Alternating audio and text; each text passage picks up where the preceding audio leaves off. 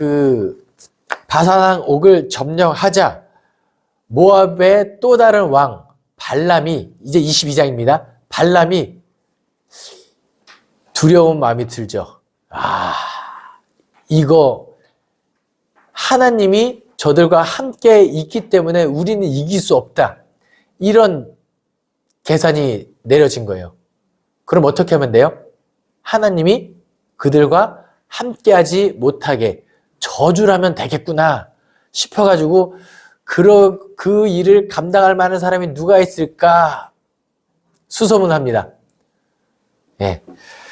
그러니까 십볼의 아들 발락이 발람에게 가서 사주를 해요. 이스라엘 민족을 저주해달라. 그러자 발람이 뭐라고 이야기하면 가당치도 않은 소리 그만해라 라고 합니다. 예. 내가 감히 할 수 없다. 하지만 한번 하나님의 뜻을 들어보겠다 하고 하자 여호와께서 발람에게 계시를 하죠. 너는 그들과 함께 가지도 말고 그 백성을 저주하지도 말라. 그들은 복을 받은 자들이니라. 민수기에 보면은 이 발람이라는 사람은 굉장히 친 이스라엘 그리고 하나님의 계시를 잘 듣는 하나님의 말씀에 순종하는 사람처럼 보여요. 예. 근데 신약 시대에 가면은 좀 부정적인 평가를 받긴 합니다. 하나님의 계시를 듣고 나는 너희들을 따라갈 수가 없다 이렇게 이야기를 하죠. 그러자 발락이 더 많은 재물, 더 높은 고관들을 보내서 회유를 합니다. 같이 가자. 그래도 같이 가자. 발람이 거절하죠. 아무리 금은 보화를 준다 할지라도 여호와가 주신 말씀이 있기 때문에 나는 갈 수 없다. 하지만 다시 한번 여호와께 물어보겠다 했을 때 여호와께서 발람에게 두 번째로는 이렇게 계시를 해요. 그 사람들이 너를 부르러 왔거든. 일어나서 함께 가라. 그러나 내가 내게 이르는 말만 준행할지니라. 가긴 가라. 그런데 내 입에 내가 해주는 말만 해라.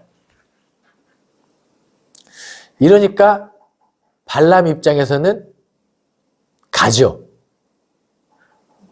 하나님이 명령하신 것만 하면 되고 고관들이 가지고 온 재물과 이런 거는 선물로 땡큐하고 받고 가면 되죠.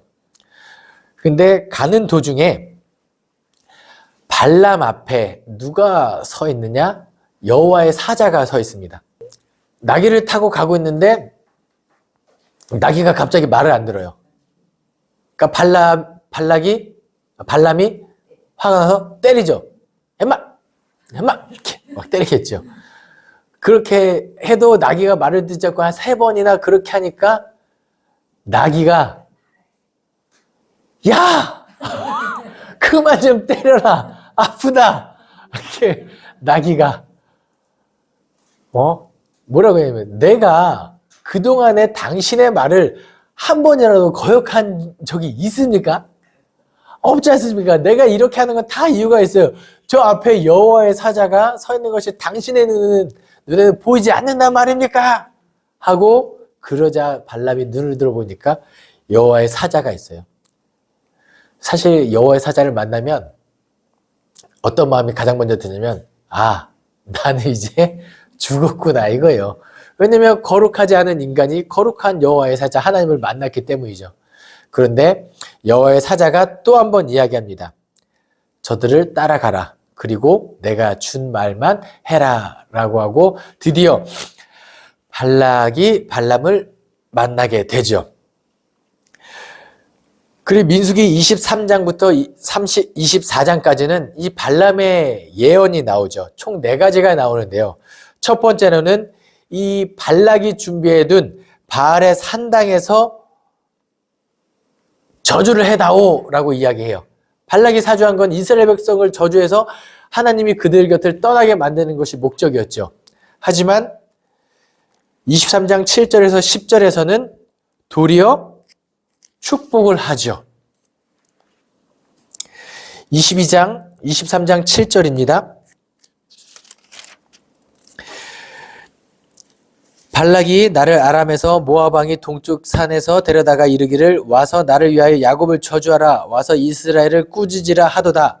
하나님이 저주하지 않으신데 내가 어찌 저주하며 여호와께서 꾸짖지 아니하신 자를 내가 어찌 꾸짖으라 하면서 오히려 축복을 하죠. 발락이 그 옆에서 그거를 듣고 있을 때 기겁을 했을 거예요. 저주해달라 그랬는데 도리어 저주를 안 하고 축복을 하니 하나님이 더 그들과 함께하고 그럼 우리는 이길 수가 없으니 이 발람의 축복이 끝나자 발락이 아니 당신 왜 저주를 안 하십니까? 그러자 나는 여호와께서 주신 말씀만 할 뿐이다. 이 발락 입장에서 큰일 난 거예요. 여기서 해서 그런가? 좀 더 다른 쪽에서 보면, 그러니까 여기서 보면 이쁘고 저기서 보면 좀 못생길 수 있잖아요. 그래서 여기서 하면 안 되니까 비스가 산 꼭대기에 가서 보면 혹시 이스라엘에 흠이 있을까? 거기 가서 다시 한번 저주해 주십시오 라고 사주를 합니다.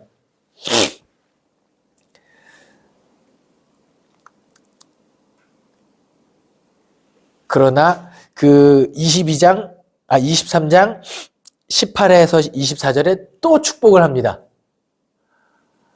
그러니까 발락이 이번에는 기겁해서 뭐라고 얘기하냐면 아이 저주 안 할 거면 차라리 축복도 하지 말아 주십시오 라고 해요. 네. 그러자 발람이 이야기합니다. 여호와께서 주시는데 말씀을 주시는데 내가 어떻게 말을 안 할 수 있습니까? 나는 주시면 할 수밖에 없다. 발락이 고민합니다. 그래도 3-4번은 해봐야지. 사나이지. 그래서 부올산 꼭대기에 가서 저주를 해주십시오 했는데 오히려 또 축복을 하죠. 그러자 발락이 발람에게 뭐라고 이야기하냐면 당신 안 되겠다. 이제는 당신 저 높은 곳으로 달아나십시오. 당신이 있으니까 자꾸 하나님이 축복하는 말을 하니까 안 되겠다. 차라리 이 말을 하지 못하게 도망가십시오라고 이야기해요. 축복하지 못하게 또는 발락이 화가 나서 당신을 죽일까? 뭐 이래서 도망가십시오라고 이야기하죠. 그런데 발람이 마지막까지 축복을 하고 갑니다. 떠나기 전에 24장 15절에서 24절까지 마지막으로 축복을 하고 떠납니다.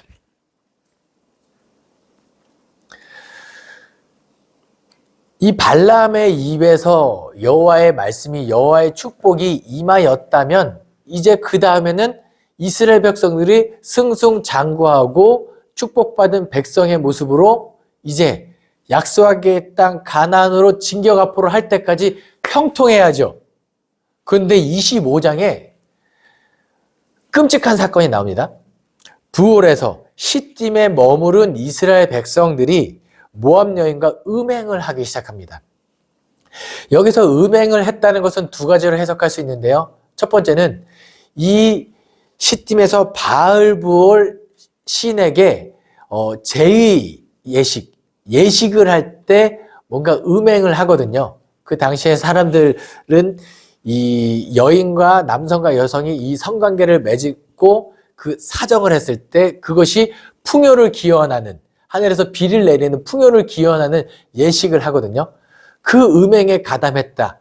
그러니까 미신, 우상을 섬겼다라는 이거 하나 또는 이 여인들과 음행했기 때문에 그 여인들이 가지고 왔던 신을 이제 우상을 가지고 왔다. 어쨌든 우상을 섬긴 일이 여호와 앞에 진노가 되어 전염병이 퍼지게 됩니다. 하나님의 진노로 말미암아 전염병이 퍼지게 됐을 때 이 여호와의 진노를 누가 막아서느냐? 아론의 손자 엘르아살의 아들 비느하스가 창을 가지고 음행하고 있던 시므리와 그 미디안 여인의 배를 꿰뚫어서 힘도 셉니다. 두 사람을 동시에 꿰뚫어서 죽임으로 그때부터 연병이 그치게 되었다.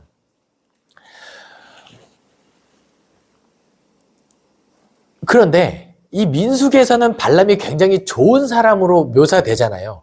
하나님께 묻고 하나님께서 해주면 하나님께서 명령하신 대로 순종했던 사람으로 나오는데, 왜 신약 성경에서는 왜 발람의 길로 가지 마라, 발람 때문에 어쩌고 저쩌고 저쩌고 이렇게 내용이 나오거든요. 그 이유는 아마도 발람이 떠나기 전에 발락에게 이야기를 했던 것 같습니다. 하나님께서 가장 싫어하는 것이 음행이고 우상입니다. 그러니까 그 미디안 여인들에게 미혹하게 만드는 어떤 전략을 알려준 것 같아요. 예. 그래서 여러분 이렇게 스마트폰으로 발람을 한번 검색해 보시면 그 신약 성경에 나오는 발람이 무슨 일을 저질렀는지 다 기록되어 있습니다. 아마도 이런 일을 저질렀기 때문에 이 발람의 행위가 여호와 보시기에 악해서 신약 성경에서는 발람의 길로 가지 말라 이야기하고 있는 것 같습니다. 그리고 민수기 26장에서는 이 시딤에서 연병으로 인해서 많은 사람이 죽어 나갔잖아요. 정말 많이 죽었습니다. 그래서 다시 두 번째 인구 조사를 해요. 목적은 싸움에 나갈 만한 자들이 몇 명인지를 계수하는 게 두 번째 인구 조사의 목적입니다. 근데 몇 명인지는 그렇게 크게 중요하지 않은데, 여전히 유다 지파가 가장 많고, 원래는 인구수가 가장 적은 민족이 베냐민 지파인가 이랬는데, 두 번째 인구 조사할 때는 역전됩니다. 가장 인구가 적은 지파가 어디냐? 시므온 지파로 나와요. 무슨 일이 있었을까요? 아까 그 바알볼의 사건, 미디안 여인과 시므온 지파의 지도자 시므리가 같이 죽어요. 그러니까 지금 이 시딤의 음행의 중심에는 누가 있었냐면 시므온 지파가 있던 거예요. 그리고 시므온 지파가 연병에서 아마 가장 많이 죽었던 것 같습니다. 그리고 시므온 지파가 나중에는 어느 정도로 이제 쇠퇴하느냐, 남북으로 이스라엘이 남북 왕국으로 갈라졌을 때 남쪽에는 유다 지파와 베냐민 지파가 남아요. 그리고 시므온 지파는 유다 지파에 흡수될 정도로 세력이 약해집니다. 아마 이 시딤의 음행한 사건으로 말미암아 그 지파가 이름만, 명맥만 유지하게 된 것 같은 느낌이 있습니다. 그런데 참 우리 하나님 무서운 하나님이시고 우리가 경외할 수밖에 없는 이 인구조사 마지막 장면이 나오는데요. 26장 63절에서 65절입니다. 이는 모세와 제사장 엘르아살이 계수한 자라. 그들이 여리고 맞은편 요단가 모압 평지에서 이스라엘 자손을 계수한 중에는 모세와 제사장 아론이 시내 광야에서 계수한 이스라엘 자손은 한 사람도 들지 못하였으니, 이는 여호와께서 그들에게 대하여 말씀하시기를 그들이 반드시 광야에서 죽으리라 하셨음이라. 이러므로 여분네 아들 갈렙과 눈의 아들 여호수아 외에는 한 사람도 남지 아니하였더라. 이거 뭐죠? 가데스 광야에서 정탐꾼을 보냈는데 여호수아와 갈렙을 제외하고 나머지 10명의 정탐꾼들이 우리는 메뚜기다, 우리는 이길 수 없다, 원망하자 하나님께서 진노하셔서 그들을 쓸어버리시죠. 그들에게 벌을 내리세요. 그리고 뭘 명령하시냐면 너희는 원망했기 때문에, 이 정탐꾼들 뿐만 아니라 그 나머지 지파 사람들이 다 그랬던 것 같아요. 이스라엘 백성들이 원망을 했기 때문에 너희들은 출애굽한 사람 중에는 한 사람도 가나안 땅을 볼 자가 없을 거다라고 이야기합니다. 그 말씀이 지금 민수기 26장 63절에서 65절 인구조사 끝났을 때 그대로 성취되고 있는 것이 드러납니다. 민수기 23장 19절 하나님은 사람이 아니시니 거짓말을 하지 않으시고 인생이 아니시니 후회가 없으시도다. 어찌 그 말씀하신 바를 행하지 않으시며 하신 말씀을 실행하지 않으시랴. 제가 성경 공부를 이 창세기부터 쭉 진행하는 동안에 하나님께서 약속하신 것을 반드시 이루신다. 하나님께서 구원하시겠다고 약속하셨기 때문에 그 언약으로 말미암아 우리가 구원받는다. 그래서 그 언약에 힘입어서 기도하고 하나님께 간절히 기도하면 된다고 말씀드렸잖아요. 그 언약하신 말씀이 지금까지 유효한 것처럼 하나님께서 심판을 작정하시고 내뱉으시면 그것도 유효한 거예요. 그러니까 하나님께서 하나님 입에서 그런 말이 나오지 않도록 우리가 두렵고 떨리는 마음으로 경외하는 마음으로 하나님을 믿어야 된다. 그것도 한번 기억하시면 좋겠습니다. 민수기 26장에서 또 하나 기억해야 될 것은 뭐냐면 므낫세 지파를 계수할 때 슬로브앗의 딸들의 이름이 기록되어 있습니다. 당시에 여인들은 사람 수에 들어가지 않잖아요. 언제까지요? 예수님이 오병이어 사건을 할 때까지도 계수에 들어가지 않아요. 그런데 특별히 슬로브앗의 딸들의 이름이 들어가 있다는 것은 인구수에는 들어가지 않을지라도 당시에 그 약자를 얼마나 보호하고 있는지를 드러내고 있는 장면입니다. 여인들의 이름이 들어가 있다는 것 자체만으로. 뭐냐면 이 슬로브앗에게는 아들이 없습니다. 27장에서 말씀드릴게요. 27장에서는 인구조사에서 슬로브앗의 딸들이 기록되어 있다고 그랬잖아요. 그 딸들이 27장에서 모세를 찾아옵니다. 아니, 우리 아버지에게는 아들이 없는데 우리가 땅을 받으면 누구한테 물려줍니까? 이렇게 이야기해요. 원래는 아들에게 이어져야 되거든요. 이 딸들은 다 시집가고 그러면 이제 그 땅은 붕 뜨잖아요. 분명히 우리에게 받은 기업인데 이 다른 사람 손에 넘어가게 생긴 거죠. 그러자 모세가 이야기하죠. 이런 경우에는 딸들도 기업을 물을 수 있게 해라 라고 하면서 아들이 없으면 딸에게 주어라. 딸이 없으면 형제에게 주어라. 형제도 없으면 가장 가까운 친족에게 주어라 라는 규정을 개혁하죠. 예. 이것이 규례가 되어서 이제 기업 물을 자가 없으면 이 가까운 친족에게 이어집니다. 이것을 기억하면 나중에 룻기를 묵상할 때 굉장히 도움이 됩니다. 그리고 27장에는 모세의 후계자 여호수아로 정해지는 장면이 나와요. 하나님께서 이제부터 모세 다음의 후계자는 여호수아다. 저는 이 장면이 되게 인상 깊은 게 두 가지가 있는데요. 하나는 미리 준비하는 것. 예, 지도자가 교체될 때 어떤 공동체는 굉장히 큰 어려움을 겪거든요. 하지만 모세는 이미 살아있을 때 후계자를 정했고 훈련시키게 되는, 그래서 나중에 보시면 여호수아가 여호와의 회막을 떠나지 않고 뭐 그런 장면이 나옵니다. 그리고 성경에 기록되어 있지 않지만 아주 인상 깊은 것은 뭐냐면 바로 갈렙입니다. 그동안에 모세와 함께 그동안에 모세의 오른팔 왼팔을 감당했던 게 한 명은 여호수아고 한 명은 갈렙이잖아요. 근데 어느 날 뜬금없는 건 아니겠지만 뜬금없이 여호수아의 손을 들었어요. 갈렙의 마음은 어땠을까요? 나는 뭐야? 그런데 이런 우리가 가질 수 있는 인간적인 어떤 서운함이 성경에는 기록되어 있지 않습니다. 갈렙은 나에게 맡겨주신 대로, 그냥 유다 지파 안에서 맡겨주신 대로 그대로 묵묵히 그 일을 해 나갈 뿐입니다. 그러니까 지도자가 됐다고 해서 다른 사람보다 더 높아졌느냐? 그건 아니에요. 책임과 역할이 많아질 뿐이죠. 교회 안에서 흔히 실수하는 것 중에 하나가 직분을 맡으면 이게 높아지는 건가요? 아니에요. 그 임직식 할 겁니다. 그리고 교회에서 그 직분 가지고 설명하면 100이면 100 모든 목사님들이 이렇게 설교합니다. 직분은 섬김의 자리입니다.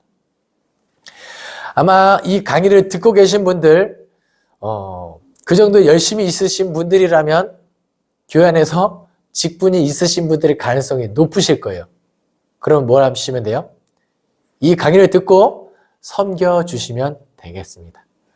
어쨌든 여호수아가 후계자로 정해지는 장면이 그렇게 기록되어 있습니다. 네. 그리고 28장부터 30장까지는 또 민수기법이 민수기에 여러 가지 규정들이 기록되어 있는데 28장부터 쭉 보시면 날마다 바치는 번제물, 그러니까 제사를 매일매일 드려야 돼요. 어린 양 2마리를 매일매일 바칩니다. 왜 바칠까요? 이걸 바쳐야 제사장들이 매일매일 먹고 살 수 있는 것도 있고 하나님께 우리가 매일 제사를 드려야 하는 게 맞아요. 예배는 주일, 거룩한 주일, 일주일에 가장 거룩한 주일, 그날 예배 드리면 땡인가요? 아니에요. 그것도 예배도 주일 성수 거룩하게 하는 것도 중요하지만 월화수목금토를 얼마나 예배자로서 삶을 살아내는가가 더 중요하다고 볼 수 있어요. 매일매일이 예배를 드려야 하는 거죠. 그리고 안식일에 어떻게 제사해야 하는지, 초월절에 어떻게 예배 드려야 하는지, 6월절, 77절, 7대짤 초하루, 29장에 기록되어 있죠. 7대짤 초하루는 설날이라고 보시면 돼요. 이스라엘 민족들에게 설날, 나팔절이라고도 합니다. 이 새해가 시작할 때 나팔을 부는 나팔절, 그리고 속죄일, 그리고 장막절, 초막절, 그리고 30장에서는 서원에 대한 규정이 기록되어 있습니다. 읽어보시면서 살펴보시면 되겠어요. 근데 서원이라는 것은 함부로 해서는 안 되는 거죠. 못 지키면 어떻게 될까요? 죽어요? 여기 한번 신앙생활 오랫동안 하시면서 내가 한번 두렵고 떨리는 마음으로 서원 한번 해봐야지 하고 서원해 보신 분들 계신가요? 다 지키셨나요? 지금까지는 잘 지킨다고 생각하는데 네. 앞으로 지켜질지 안 지켜질지 모르는데 혹시라도 계속 지키려고는 노력을 하지.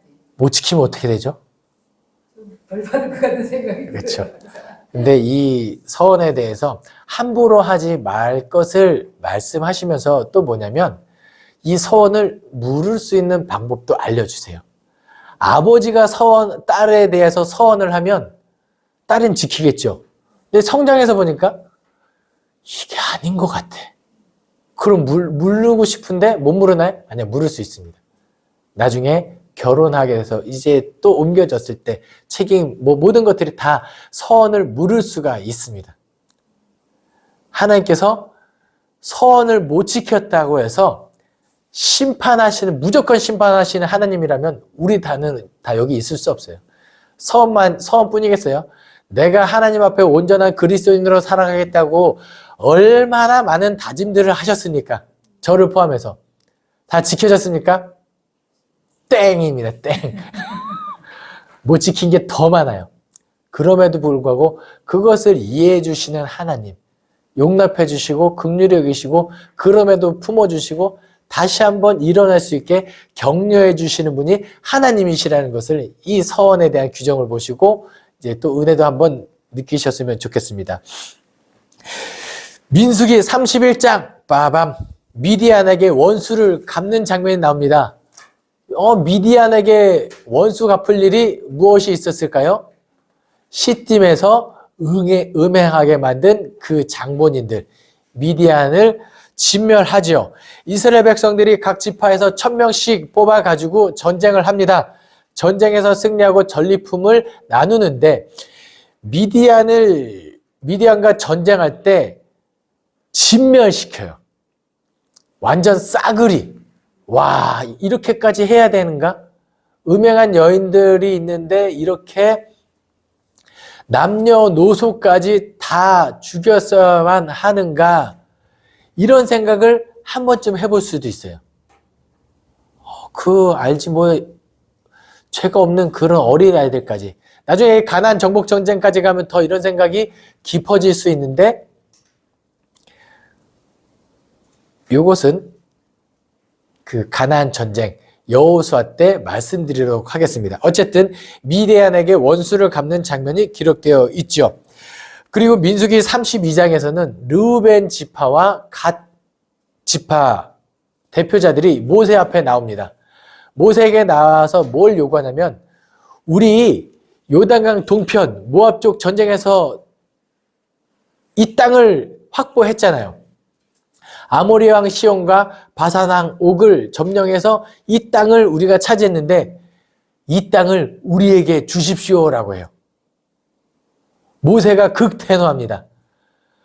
우리가 여호와께서 약속하신 땅은 가나안 땅인데 너희들이 마음이 약해져서 안 가려고 하느냐? 지금 여기서 안주하려고 하느냐? 너희들이 그 마음을 품으면 다른 사람들도 마음이 약해져서 가나안 땅에 전쟁하러 가고 싶은 마음이 없어지지 않겠느냐고 극대노를 해요.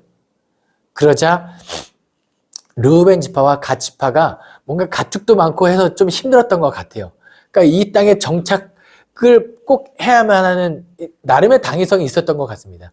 그래서 모세에게 약속합니다. 우리가 요단강을 건너갈 때 치열한 전쟁이 예고되어 있죠. 예정되어 있습니다. 그때 우리 르우벤 지파와 갓 지파가 함께 요단강을 건너서 싸움을 하겠고 반드시 선두에 서서 치열한 전쟁을 우리가 감당하겠습니다. 전쟁을 마칠 때까지 우리가 결코 요단강을 건너서 돌아오지 않겠습니다라고 약속을 하고 그 요단강 동쪽 땅을 확보합니다.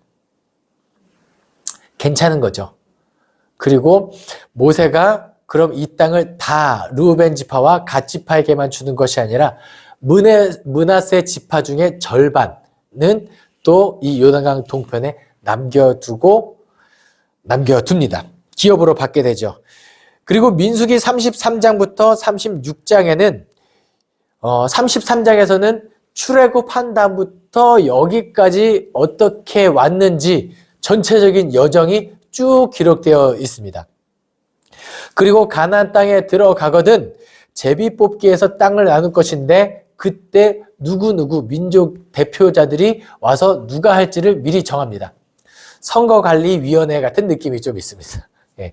그리고 34장에서는 가나안 땅, 이제 우리가 약속의 땅에 들어가거든 우리에게 주신 땅의 경계는 이러이러 경계가 될 것이다 라고 그 경계를 말씀하세요. 뭐 서쪽으로는 지중해가 되겠고 뭐 동쪽으로는 홍해 바다부터 요단강 뭐 어디까지 북쪽으로는 어디 남쪽으로는 어디 경계를 쭉 말씀하세요. 그리고 각 지파의 기업을 분할하는 책임자를 뽑는 것이 34장에 나오고요. 35장에서는 레위 사람들에게는 땅을 주지 않지요. 기업을 주지 않지만 기업 중에서도 48성읍을 허락해 줍니다. 너희들이 기업에서는 어디 성읍은 레위 사람들이 머무는 곳이 될 것이다 라고 48성읍을 줍니다. 48성읍 중에서도 6개 성읍은 특별한 성읍인데 이름하여 도피성이 되겠습니다. 도피성은 무엇이냐? 원래 살인을 저지르면 반드시 죽어야 돼요. 눈에는 눈, 이에는 이, 살인에는 살인인데 내가 모르고 죽였을 경우에 갑자기 뱀이 나를 덮쳐서 에그머니 나고 피했는데 옆 사람을 밀어서 절벽으로 떨어뜨리면 내가 사람을 절벽으로 밀어 떨어뜨렸으니 나도 절벽으로 투신해야 될까요? 그건 좀 아닌 것 같아요.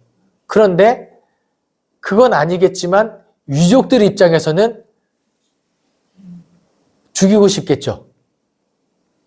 그러면 부지 중에 그렇게 살인을 저지르면 도피성으로 피해라 라고 합니다.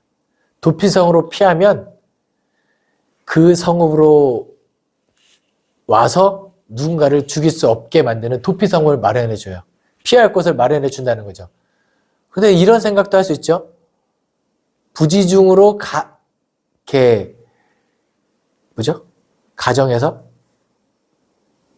가정에서가 아니라 갑자기 말이 생각납니다. 꾸며서 꾸며서 살인을 저질러 놓고 도피성으로 피하면은 어떻게 될까요?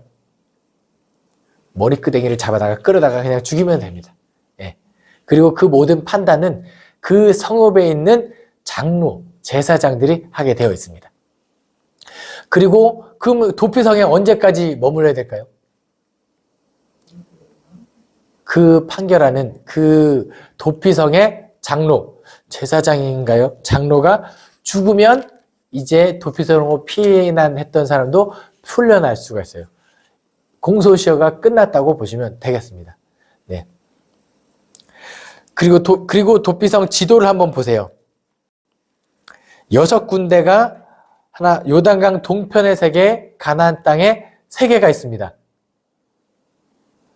가장 가까운 곳으로 도망치면 됩니다. 그러니까 이거 뭘 의미하냐면 어디든지 빨리 피할 수 있는 길을 하나님께서 마련해 두셨다라는 거예요. 어디 특정한 것이 아니라 그냥 가장 빨리. 그리고 36장에는 시집간 여인들의 유산, 슬로보앗의 딸들의 유산이 쭉 기록되어 있고 민수기는 마무리가 되죠. 시집간 여인들의 유산이 여기 또 이렇게 언급되고 있는 것은 약자보호법을 완성하였다고 보시면 돼요. 여인들이 기업을 물을 수 있다. 이렇게까지 민수기는 끝이 납니다. 이렇게 좀 뭔가 애매하게 끝이 나는 것 같잖아요. 맞아요. 이제 이 내용은 신명기로 자연스럽게 이어진다고 보시면 되겠습니다. 민수기까지 여러분들이 쭉 읽으셨는데 민수기에서 기억할 거 하나, 민수기 이름 그 자체로 백성들의 수를 셌죠.